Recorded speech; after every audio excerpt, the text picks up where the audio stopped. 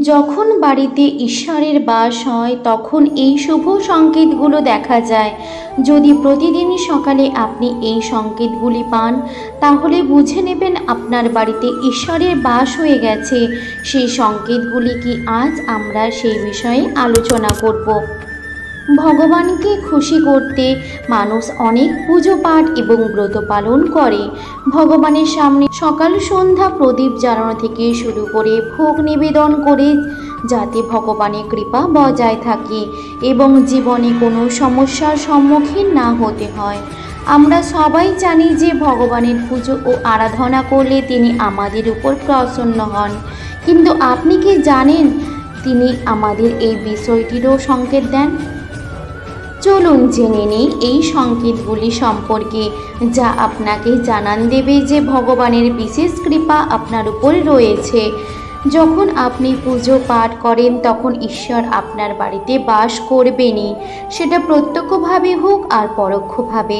তিনি যখন বাড়িতে বাস করেন তখন আপনি তা অনুভব করতেই পারেন। অনেক সময় আপনি তাকে দেখতেও পাবেন। অনেক সময় এমন হয় যে ভগবান আপনার বাড়িতে বাস করলেও আপনার কিছু ভুলের কারণে চলে যান। আপনার কিছু কর্মের জন্য তিনি ফিরে যান, কারণ সেই সময় মানুষ প্রায় এই ভুল করে। তারা কখনো পুজো পাঠ করে তারপর ছেড়ে দেয়, আবার কিছুদিন পর পুজো করে তারপর আবার ছেড়ে দেয়। এটা ঠিক নয়, এতে ঈশ্বর চলে যান। এটি আপনার কখনোই করা উচিত নয়। অনেক লোক আছেন যাদের বাড়িতে ঈশ্বর বাস করেন, কিন্তু তারা নিজেরা এই বিষয়টি জানেন না এবং নিজেরাই তাদের অপমান করে ফিরিয়ে দেন। তারা বলে, আমি তো প্রতিদিন ঈশ্বরের পুজো করি, তবুও ঈশ্বর আমাকে কেন দেখা দেন না? আপনার এই ধরনের কথা ঈশ্বরকে রুষ্ট করে দেয়। তাই আজ আমরা আপনাকে সেই সমস্ত সংকেত বিস্তারিতভাবে বলবো, যার মাধ্যমে আপনি নিজেই বুঝতে পারবেন যে ঈশ্বর আপনার বাড়িতে এসেছেন। তাই চলুন জেনে নিই সেই সংকেতগুলি। নমস্কার বন্ধুরা, আমি শিউলি। আমার হ্যাপি উইথ শিউলি চ্যানেলে সবাইকে স্বাগত জানাই। আশা করি ঈশ্বরের আশীর্বাদে ভালো আছেন এবং সুস্থ আছেন। পুরো ভিডিওটা দেখতে থাকুন। যদি ভালো লেগে থাকে অবশ্যই লাইক, শেয়ার, কমেন্ট এবং সাবস্ক্রাইব করতে একদম ভুলবেন না। আর কমেন্ট বক্সে জয় মা লক্ষ্মী দেবীর জয় কমেন্ট করে দিয়ে যাবেন। চলুন প্রথম থেকে শেষ অবধি দেখতে থাকুন।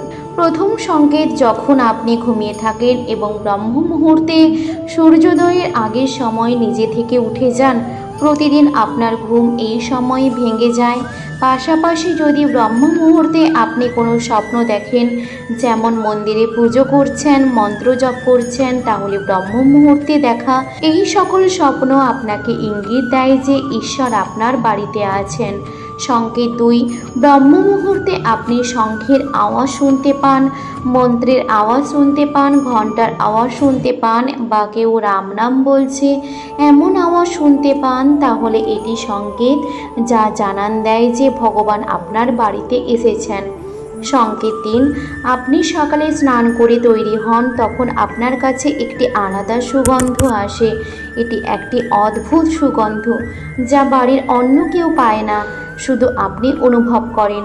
এটি কোনো সুগন্ধি আগরবাতি বা অন্য কোনো কিছুর গন্ধ নয়, এটি আপনার বাড়ির মন্দির থেকে আসে। এখন যে ঘরে তিনি অবস্থান করবেন সেখানেই আপনি সেই গন্ধ পাবেন। আর আপনি যদি আপনার বাড়ির পুজোর ঘরের কাছে যাবেন তত এই সুগন্ধ তীব্রতর হবে। দেবী দেবতাদের উপস্থিতির ইঙ্গিতবাহী, যা আপনাকে জানান দেবে যে ঈশ্বর আপনার ঘরে বিরাজ করছেন। যখন নেতিবাচক শক্তি ঘরে প্রবেশ করে তখন আপনি ঘরের ভেতর দুর্গন্ধ অনুভব করতে শুরু করেন, কিন্তু যখন ঈশ্বরের আবির্ভাব ঘটে তখন ইতিবাচক শক্তি প্রবেশ করে এবং আপনি একটি মনোমুগ্ধকর সুগন্ধ পেতে শুরু করেন।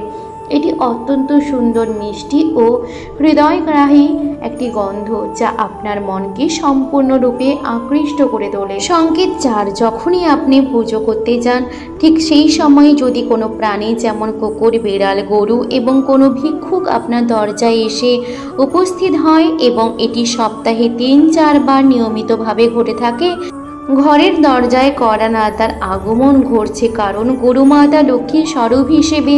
আর কোনো ভিক্ষুক খেলে তার ঈশ্বরের কোনো না কোনো রূপেই আসেন। তাই আমাদের কখনোই তাদের তাড়িয়ে দেওয়া উচিত নয়, তাদের সন্তুষ্ট করা উচিত, অর্থাৎ তাদের খাবার দেওয়া উচিত, সম্মান দেওয়া উচিত।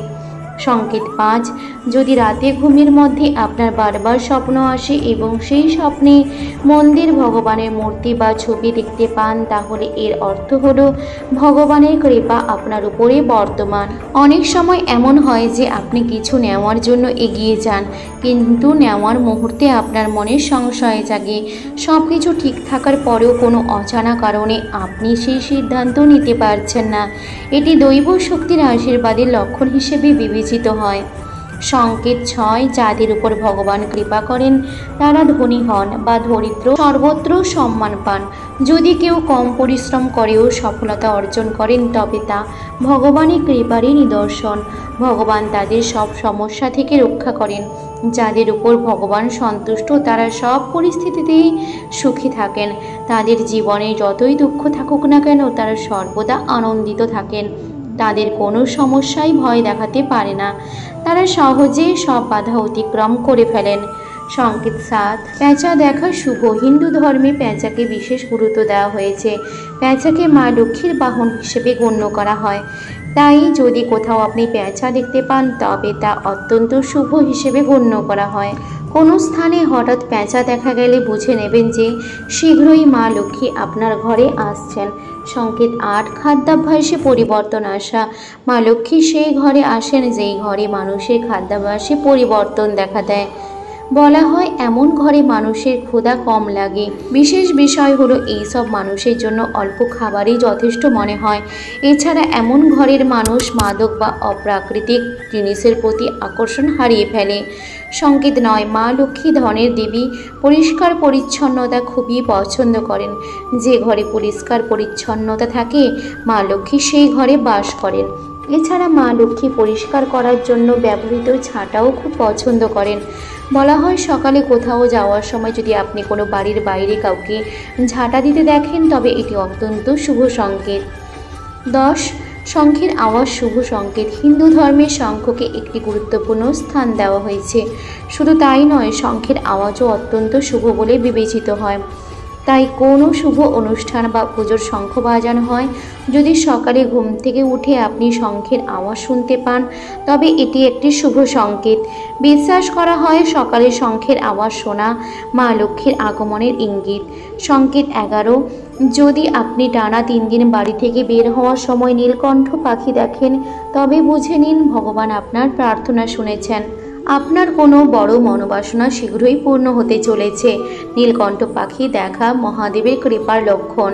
যদি আপনার বাড়ির সামনে প্রায়ই সাদা গরু আসে অথবা সাদা গরু এসে আপনার বাড়ির সামনে তার বাচ্চাকে দুধ পান করায় তবে এটি দেবী দেবতাদের কৃপার স্পষ্ট ইঙ্গিত। এটা জানান দেয় যে আপনার পূজা প্রার্থনা সফল হচ্ছে। আপনার জীবনে সমস্ত সমস্যা দূর হতে চলেছে। সমস্ত কষ্ট দুঃখময় দিন শেষ করতে চলেছেন। সংকেত ১২, যদি বাড়ির প্রধান দরজায় আশেপাশে পাখি বাসা বাঁধে তবে এটি অত্যন্ত শুভ সংকেত। এটি প্রমাণ করে যে আপনার পুজো সফল হয়েছে। পাখি ও তাদের বাচ্চাদের কখনো বিরক্ত করবেন না, বরং তাদের জন্য দানা পানি রাখুন। সংকেত ১৩, আপনি যদি সকালে পুজো করে বাড়ি থেকে বের হয়ে কোথাও বানরের দল দেখেন ইঙ্গিত দেয় যে আপনার পুজো সিদ্ধ হতে চলেছে। বানরদের খাবার দিতে সংকেত দেন। নাম্বার ১৪, পুজোর সময় বাড়িতে কোনো অতিথির আগমন ও ভগবানের কৃপার লক্ষণ। যদি অতিথি কোনো উপহার নিয়ে আসেন তবে এটি স্পষ্ট ইঙ্গিত দেয় যে ভগবান আপনার পুজো গ্রহণ করেছেন। পুজোর সময় জ্বলন্ত প্রদীপের শিখা হঠাৎ তীব্রভাবে জ্বলে উঠলে বুঝে নিন আপনার পুজো সিদ্ধ হতে চলেছে এবং ঈশ্বরের কৃপায় আপনার দুঃখময় দিন শীঘ্রই দূর হবে।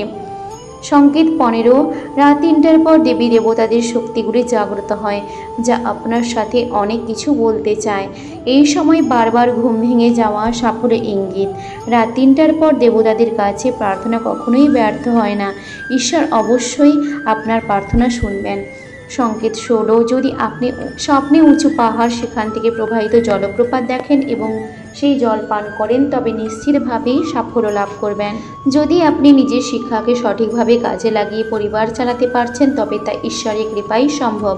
বিশ্বে অনেক শিক্ষিত মানুষ আছেন যারা শিক্ষার সদ্ব্যবহার করতে পারে না। যাদের স্বাস্থ্য ভালো থাকে তাদেরও ঈশ্বরের বিশেষ কৃপা রয়েছে। স্বাস্থ্য খারাপ হলে শুধু শরীরই ক্ষতিগ্রস্ত হয় না, আর্থিক ক্ষতিও হয়। তাই নিরুপদেহ পেয়েছেন এমন মানুষদের নিজেকে ভাগ্যবান মনে করা উচিত। সংকেত সতেরো, যদি আপনার জীবনসঙ্গী ভালো হয় তবে তা ঈশ্বরের কৃপা। একজন ভালো সঙ্গী সমগ্র জীবন সুখী করে তুলতে পারে, কিন্তু খারাপ সঙ্গী পেলেই জীবন বিবাদ ও ক্লেশে কাটে। 2 সন্তান যদি আজ্ঞাকারী হয় তবে তা পরম ঈশ্বরের কৃপা, না হলে আজকাল অনেকেরই সন্তানের কারণে দুঃখ পায়। যারা সঠিক ভুলের পার্থক্য বোঝেন তাদের উপর ইষ্টদেবের আশীর্বাদ থাকে। স্বপ্নে ভগবানের দর্শন পাওয়া দেব কৃপার লক্ষণ। সকলের পক্ষে এটি সম্ভব নয়। ভগবান আমাদের কাছে তার প্রকৃত রূপে দেখা দেন না, কিন্তু কিছু মানুষকে ভগবানের সমতুল্য গণ্য করা হয়, যেমন মাতা পিতা, গুরু বা ব্রাহ্মণ। পুজোর সময় এদের কেউ আপনার বাড়িতে আসেন তবে তা অত্যন্ত শুভ। তাদের খালি হাতে ফেরাবেন না। পুজোর সময় ভগবানের মূর্তি থেকে কোনো ফুল বা মালা আপনার উপরে পড়লে তা শুভ সংকেত। এটি ঈশ্বরের কৃপা ও মনোবাঞ্ছা পূরণের ইঙ্গিত। এই সমস্ত তথ্য, জ্যোতিষ ও ধর্মীয় উপায় পরামর্শ নিজের বিশ্বাস ও আস্থায় প্রয়োগ করুন। তো বন্ধুরা, আজকের ভিডিওটি এখানেই শেষ করছি। আশা করছি ভিডিওটি আপনাকে সমৃদ্ধ করেছে।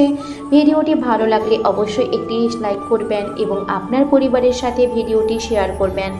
মা লক্ষ্মী ও ভগবান শ্রীকৃষ্ণের কৃপা ও আশীর্বাদ পেতে জয় মা লক্ষ্মী এবং জয় শ্রীকৃষ্ণ লিখে একটি কমেন্ট করবেন। আর এই চ্যানেলে নতুন দর্শক হয়ে থাকলে চ্যানেলটিকে সাবস্ক্রাইব করে আমাদের পাশে থাকবেন। ভালো থাকবেন, সুস্থ থাকবেন। জয় শ্রীকৃষ্ণ। রাধে রাধে।